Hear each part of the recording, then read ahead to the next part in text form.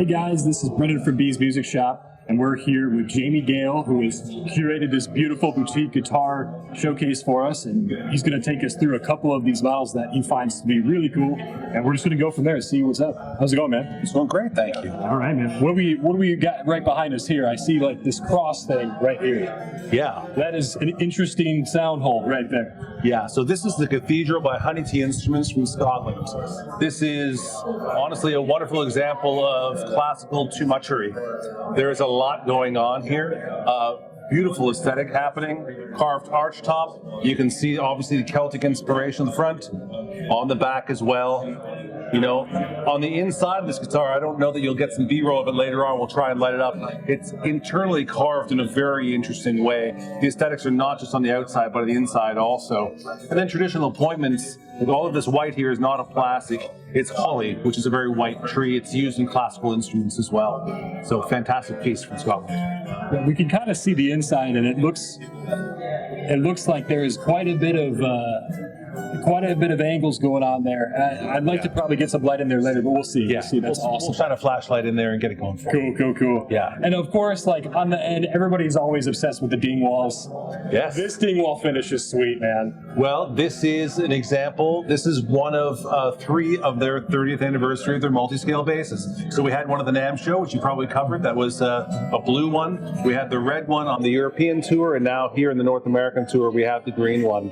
So multi-scale, for those who don't know, mean we have a different string length on the lower notes than we do on the higher notes. Think of this as a violin, viola, cello, upright bass. The idea is that the lower the note, the longer the string length.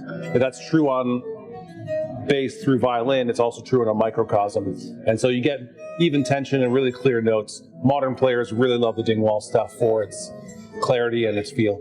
Yeah, lots of sustain and stuff like that, especially on the low B. Especially on a low B instrument, that's important for sure. Yeah, exactly. I remember asking Leland Sklar, one of the most recorded bass players in history. I asked him years ago about his Dingwall. He says it's the 5th string. Yep. There's no 5th string that touches it in his mind, and that's why he's been playing them forever. Yep. That's important. I mean, you wouldn't think that distance makes a huge difference, but oh my gosh, for a 5th string, it's huge. So, and he's one of the most iconic 5th string users of all time. So. Yeah, exactly. I know there's a lot of people. We might be able to sneak around a little bit. This poor Kiesel looks like it kind of fell over. We should probably fix this guy. That's really a Strandberg. Do you want to get over and see it? Yeah, let's do it. All right. Strandberg is what we meant. This is great news because Strandberg started with Ola Strandberg in Stockholm, or Uppsala, Sweden, the Stockholm area. And they were originally made by him, but they moved to a production. And they've just recently introduced again the Swedish Custom Shop. And so this is one of the very first Swedish Custom Shop instruments. We actually had this at the NAMM show with Ola Strandberg. And we've now taken it on the road so that the people around the world can get their hands on one of the first Swedish Custom Shop Strandbergs. So, multi-scale instrument with a wonderful neck on this. A lot of people get the chance to play the Endura neck. You'll see it's not rounded. The neck, the thumb position moves from on this side down to this side, sort of in a slight diagonal, as you can see. It's wonderfully fast, a great quality instrument. And one of the adjustments that's happening over time as their playing habits change. Most, or many people these days, play in front of their computer, plug in their computer with headphones on or reference monitors. But office chairs have the arms on them, which is actually what this is about. So you can put your leg here, and now the guitar's in this playing position, and the arms don't matter anymore. When you play like this, as many people do, arms are a problem in an office chair. So this is literally an evolution or adaptation for modern playing environments. It's a great example of modern design. That's awesome. And I like the, attention to the thumb position, because I think that's one thing that, a little bit more archaic guitars don't really pay attention to is how comfortable that thumb is when you're moving up and down the neck. Because it's kind of, it's not just a round, your thumb's not just a round kind of shape, it has to kind of be planted in a place. That's a huge part of your playing. So yeah. That's awesome innovation. It kind of reminds me, I think we'll probably get to the Marconi Labs, but that's another one that's always a highlight in innovation for us at the NAMM show. Absolutely. It's unbelievable. Everything with the leveling and everything. Yes. Shall we check out a baritone guitar? I think so. Because I think that we're witnessing the birth of the cello in the modern guitar market. True. And so we have 5 different baritones on tour right now. And this one here is a Bacci baritone from Tuscany in Italy, which has a little homage to the Kiss Dynasty album, Silver Leaf. It has a 3-position sort of Telecaster setup, but it also has a bass pickup here on its own volume and its own output. Because the baritone is not developed in the same way that the bass and the sort of standard guitar are at this point, there's not a support system for it. There's no baritone amplifiers. And so you end up with perhaps not as much bottom end as you want if you're playing through a guitar amplifier, or not the clarity and response you want if you're playing through a bass amplifier. And so Bruno Bacci said, well, why choose? Let's just play both amplifiers. You can dial in as you want it. It's a super funky instrument. They've done very, very well. If you've seen bands like the Fearless Flyers, that band was literally exists because of the Bacci baritone. Yeah. Yeah, it's a wonderful little story. And so this is the medium guitar. All the Fearless Flyer stuff is labeled as large, medium, and small guitars. Yeah. And this would be the medium with Corey Wong and Mark Lettieri. It's a wonderful instrument. It's again, I know we're talking innovation, but it's another thing when you're talking about modern instruments, when you're talking about synth basses and things like that, the low end is a lot different than it used to be. Yeah. And it's also, you see a lot of bands that can work a baritone in or a 6-string, baritone guitar bass combo like the Squire Sticks and stuff. Yeah. And it sits in a spot where it's not necessarily competing with the low Moog bass and stuff like that, but it's not with the guitar. So it's a very interesting spot. And I don't know, I think that we're going to see a lot more of those kind of innovations with like the lower, but not quite bass instruments, right? Yeah, I agree. It's that cello range. Yeah, cello range. And this is a lot of funk players playing this one here. Beside it, you have another baritone, which is very different to play, from Aviator Guitars in Prague. This is from the Czech Republic. And when you play this guitar, you realize it's much more suited for metal players, fusion players, the sort of progressive stuff. Whereas this one feels much more in that sort of Fender zone. Yeah. Of that sort of funk and blues area. Perfect and for so, the Fearless Flyers for sure. Yeah, exactly. And we even have an acoustic baritone from Tony Carroll over in the other part of the room there. We are at the Gallup School of Luthery, so we should not pass by the Gallup guitar, which is behind us here. And so this is a guitar from Brian Gallup, which is part of his vintage replicas.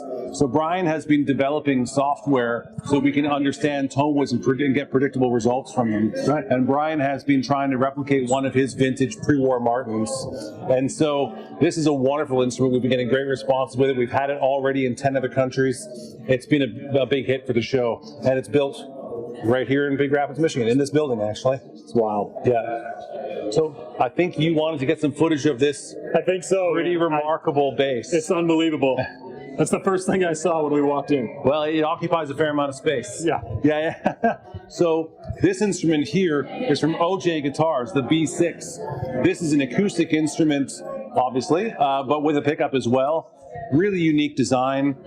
There's a lot of features about this instrument which are, because it's a wedge design, meaning it's thinner on this side than it is on this side. So the instrument tips back towards the player. It looks like it might be a little cumbersome, but I've sat people down on a stool, have them play it, and realize, oh, it's much more comfortable than they realize. One of the things about reproducing bass frequencies or low frequencies is you really benefit from that extended grain length. You have more material that can flex more. And so a traditional guitar-sized body, which a lot of people make a electric bass out of, is not really suited to make those frequencies. And so OJ's done a great job with this. We had him at the NAMM show a few years ago, and there's some great footage of Victor Wooten checking this thing out, and super inspired. It's cool.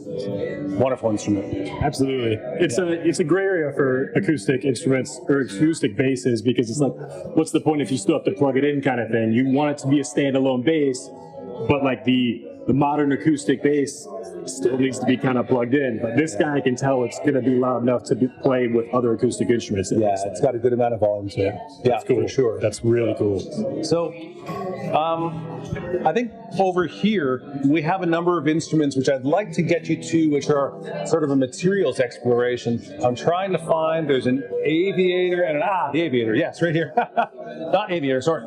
Aristides. We already looked at an Aviator.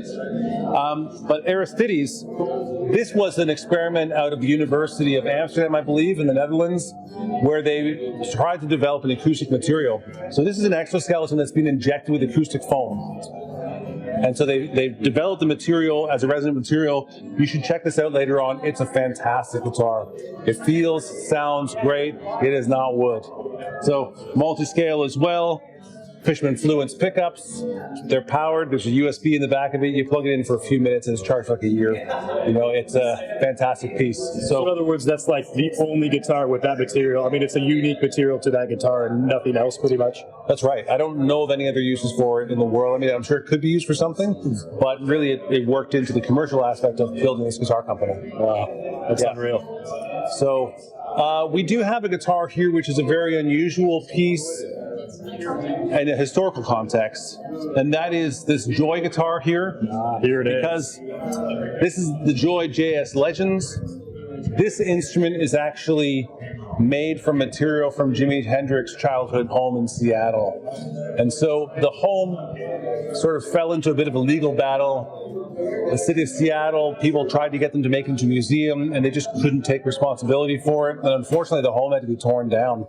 But people from the Hendrix Foundation were able still to recoup materials from it. And they've made sort of mini monuments and allowed those materials to be used under license for specific aspects.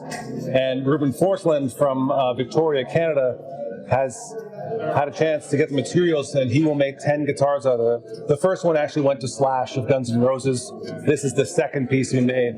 The top is made from the baseboards of Jimmy's bedroom, and the neck is made from the family room floorboards. The inlays, the center of them, are actually nails from the floorboards that he pulled out, and the side dots is the copper wiring from the household electricals. So it's pretty much as complete of that Hendrix house as you can really put into a guitar. Well, I mean, it does also feature tree mahogany, or the tree mahogany, which is a very sought after tone wood. But that was not part of Jimmy's home. But it's really, you know, what are you going to do? Not a lot of tone wood in homes. Right. Yeah. Yeah, I mean, we typically, the idea here is to create mini monuments and mini museums at this point in time. So that's a very special piece. Not many people will have a chance to get them. I guess it is important to note that everything here at the Fuji Guitar Showcase is actually for sale through one of our retail partners. And they're for sale as long as the tour is on, or as long as someone hasn't bought it yet, of course. They had to finish the tour, and then at the end of the tour, we ship them back to where they were. Yeah. And so, I mean, there's so many other things to talk about. Is there something that's caught your eye that you want me to talk about? I mean, you know, there's definitely a lot of, I mean, I see this kind of blue rose or that Telecaster that's like a Nashville Telecaster or something like this. This is quite interesting. Yes. So what you're talking about here is Paoletti guitars. Okay. They're from Tuscany, and actually all of their guitar bodies are reclaimed Chianti barrels.